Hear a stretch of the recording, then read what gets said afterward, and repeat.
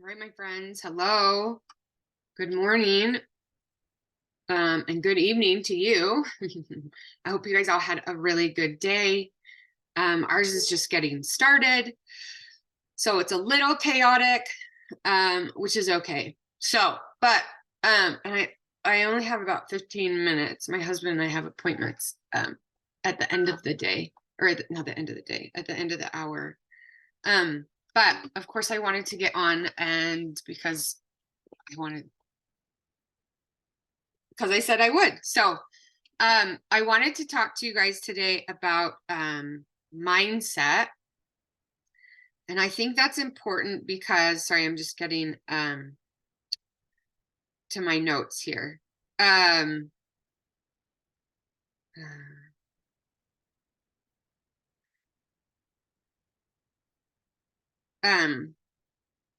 I just wanted to get my notes. I was talking with a friend yesterday and she sent me some pretty powerful notes. But I wanted to talk about mindset because mindset is what keeps us stuck, right? So if we're thinking about building anything, really doing anything that's uncomfortable, we have two parts of our brain that I focus on in my coaching and my teaching, and when I teach stress management. So those two parts of our brain, one is our subconscious brain, or I like to call that our child brain, or sometimes our crazy brain.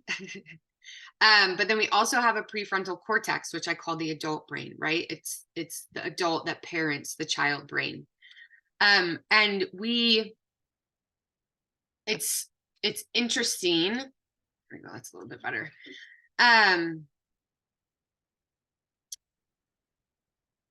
What happens so our subconscious brain is wired for three things. And I've talked about this before, but it's wired for three things. It's wired to be efficient, to keep us safe, and to seek reward. So when we're doing something new, our subconscious brain thinks that whatever that new thing is, it's going to kill us, right? Our subconscious brain hasn't evolved with us as we've evolved. So it thinks trying new things, it thinks feeling emotions, it thinks anything that makes us uncomfortable is like a tiger out.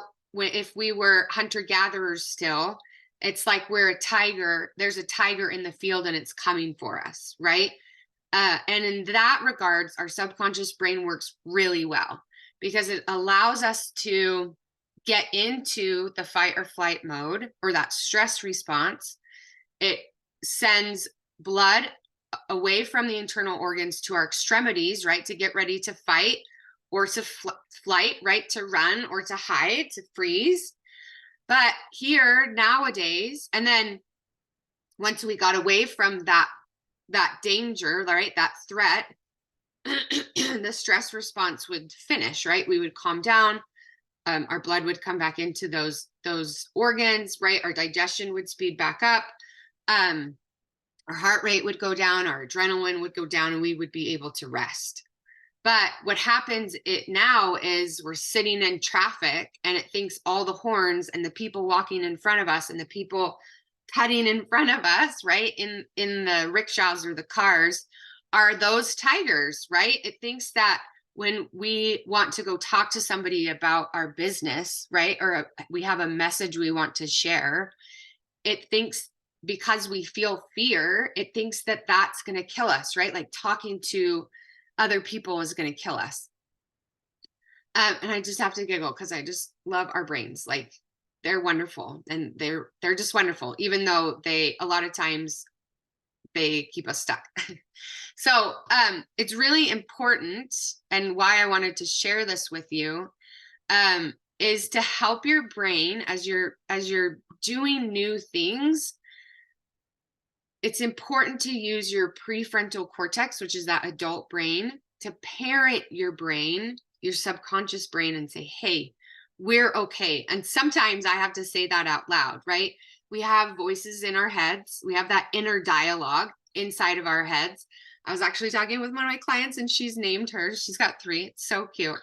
And they all have personality. I just love it. But we have that inner dialogue in our head, right? That tells us like, no, don't do that. That's not safe. No, don't eat that, right? Or go eat that because we feel unsafe, or go do this thing because we're scared, right? Or don't do this thing because we're scared, right? And that's one inner dialogue we have. But then we also have the other inner dialogue, which is the prefrontal cortex, right? Like that's the human part of us, I'm going to say.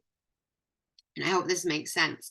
But that's the mature human adult part of us that can parent that subconscious brain. When it comes in, it's like, no, don't do that. They won't like you if you reach out to them. No, don't do that. It's too scary, right? And then we can come in and we can say, you know what, it is scary, and that's okay. And so I can talk more about this and teach more on this as time goes on, but unfortunately, I don't have a lot of time today. But I wanted to share this with you. I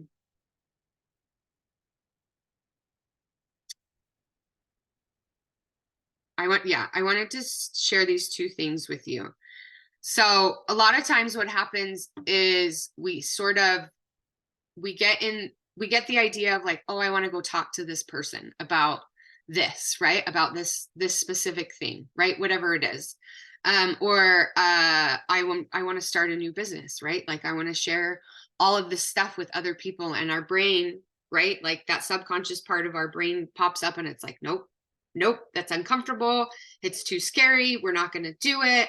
Right. And then we believe that. We think, oh, yeah, you're right. Like that is too scary. They won't like us. What are they going to think of us? They have, right? Like we have all of those thoughts. And we end up fighting that first initial thought, which is that first initial thought of, oh, I should share this with this person, or this would be so good for them. Right.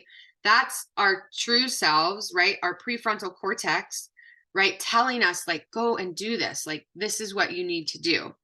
But then our subconscious brain comes in and it starts to fight it. So I wanted to share this with you. So it says, stop fighting so hard. The more you fight yourself, right? The more the brain encodes not only the experience as a threat, but also the emotion itself, right? So stop fighting yourself and start facing it with compassion, right? You can't heal a mind you hate and criticize, and you can't heal a body you hate and criticize, right? So I feel like a lot of us fight what we really want because it's uncomfortable. And it's okay. I want to just tell you in terms of like mindset, it's okay to be uncomfortable, right? Uncomfortable is how we do things. It's how we learn. It's how we grow. And then I just want to leave you with this. Just something to think about, right? Until we meet next week. So the greatest limitations are the ones you create in your head, right? We're the ones that stop us from moving forward. You are more powerful than what you feel confined to, and you are who you choose to become. So I just wanted to leave that with you, because if you want to build a business, if you want to build this doTERRA business, you have to make the choice to become someone who builds a business. You have to make a choice to become someone who does things even when it's scary. You have to be a person. You have to choose to become the person who shares it all the time, and shares your message all the time. And I know it's hard, but I know that you can do it. So if you continue, just make small choices every day. And I'm here to support you.